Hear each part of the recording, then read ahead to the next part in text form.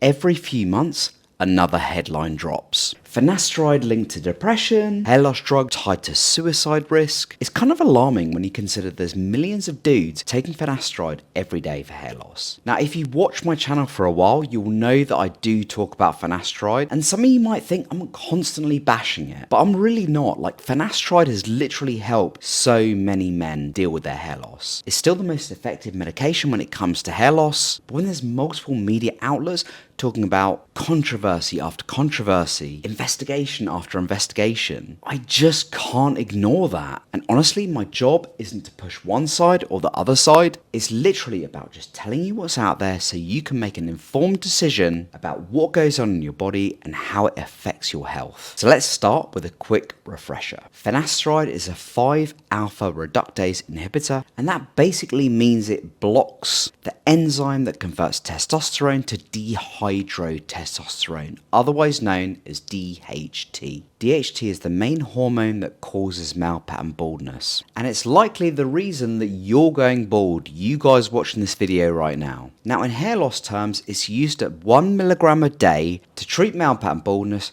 to massively reduce the amount of shrinkage that you see from people that are losing their hair. You're not actually losing your hair. It basically just shrinks the actual hair that you've got due to a lack of blood supply on the top of your scalp. So let's go into 3 articles that are reporting that there's a concerning side effect which is becoming more and more pronounced with people taking this medication who are suffering from male pattern baldness. Now, the first article was published literally a couple of weeks ago, so it's incredibly contemporary. And this piece effectively summarizes a commentary from Professor Meir Hebris from the Hebrew University, which basically reviewed prior studies. And they report that looking at the data highlights that men taking finasteride for hair loss face a higher risk of depression and suicidal ideation. Well, I mean, the first thing that really stood out to me is the commentators in this study highlighted that regulators and the actual drug manufacturers failed to act earlier, and that is incredibly worrying, and that dozens, if not hundreds,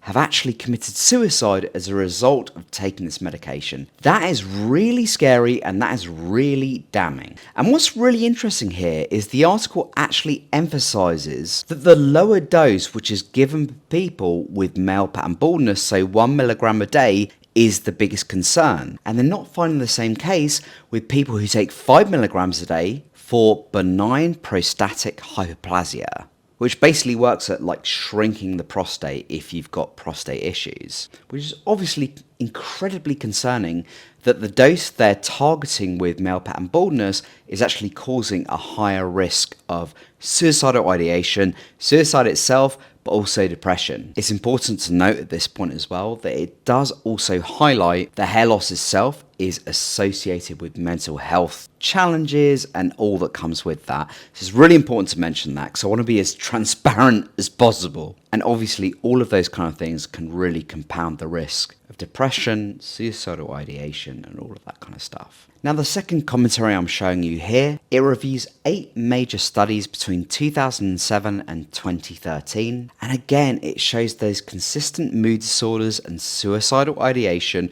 or actual suicide amongst finasteride users. This is not a coincidence. This is clearly happening a lot, and it's happening over a long period of time. Now, the key messages from this study are that users of finasteride for hair loss, especially younger men, show increased risk compared to non-users, and that is really quite concerning. And to be honest, it's something that I went through myself.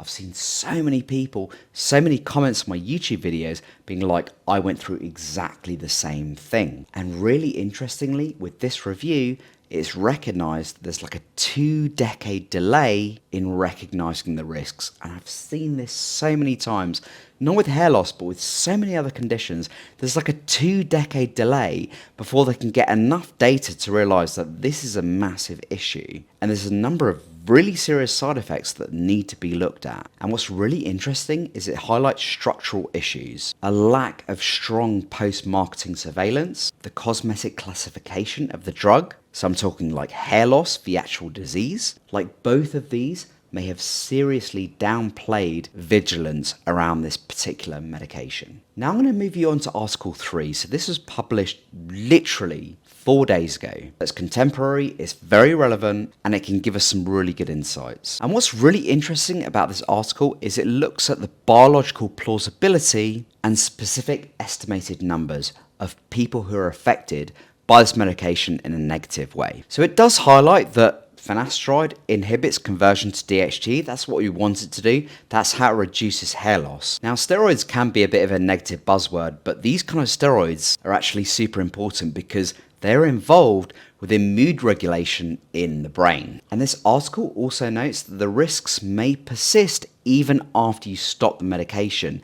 And this might, and I'm not a scientist, so I'm not going to pretend that I am, but this might be the reason why we find a lot of people take finasteride, they get side effects, and then they persist for years. It also gives estimated numbers, this article, which is really, really interesting. So looking at 4.6 million users, we're looking at we're basically looking at a cohort of almost 5 million over a period of 10 to 20 years. That's a pretty good data set. Actual suicides were higher than they expected. Now, I'm not saying that's as a result of finasteride, but whenever there's an unusual uptick in the data, it's probably worth noting. And researchers within this article have noted it's really important that we impose stricter monitoring and regulation of cosmetic medications.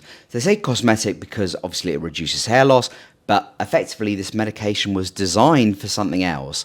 And they are concerned that put people with male pattern baldness in the same cohort as people who take it for basically prostate conditions. So effectively, all of these articles are painting a somewhat concerning picture. I think we can all agree that finasteride does a great job at massively reducing the amount of shedding that you see in hair loss. However, are we reaching a point that the side effects are outweighing the actual benefit the drug can give? And when it gets to that point, I think we really need to have a serious conversation about, is this medication actually beneficial to people? Is it worth risking your mental health? Is it worth risking your physical health? Now, I'm not saying that someone should just stop taking finasteride because they've watched me talking about the side effects and stuff like that. I just don't think that's a good idea. I'm not a doctor. There's not medical advice, but I'm just saying maybe it's worth being aware of the side effects are clearly quite significant with this medication. And as a result, it may be worth having a chat with your doctor about this because these side effects are serious and it seems like they're getting more and more serious by the month. So what are the takeaways from these articles and what we can gather from them? The weight of evidence is increasingly suggestive of a risk, particularly towards young guys, which is basically the biggest cohort of people who take finasteride are young men who are losing their hair. And there's an increasing amount of evidence that finasteride may contribute to depression or suicidality. But it's really important to note at this point that the studies aren't 100% definitive, in the sense that, there's 100% of people will not experience these kind of side effects. But it's really important to note as well that they're finding in the latest research that 1 milligram, which is basically what people are given for male pattern baldness, so the people with prostate conditions, they're given 5 milligrams, they're finding that there's a higher incidence of depression and suicidality with the 1 milligram dose per day. And that's literally why I'm making this video. I'm a hair loss channel. I talk about hair systems a lot, but I also talk about hair loss more generally. And I really don't want anyone going down a path which might cause them side effects which effectively outweigh the benefits of the medication. So what I would say is, if you're on finasteride, it might be worth just consulting with your GP, your doctor, just to say, look, there's a lot of studies that have come out literally within the last few weeks, basically highlighting. So when editing this video, I realized that the battery died on my camera, so it didn't catch the last bit of what I was saying. And it's really important at this point, we were discussing consulting your GP if you're really not getting on with finasteride and if you're getting side effects. If you can't get hold of your GP straight away, I'd really encourage you to reach out to someone who can support you. So in the UK, we've got Samaritans. They have a free helpline. I'm going to put that number in the description box beneath this video. For my US friends, there is the Crisis Lifeline. So you can dial their number 988 on your cell phone. But please guys, do take this seriously. If you're struggling with this medication, if you're really not getting on with it, I'd really encourage you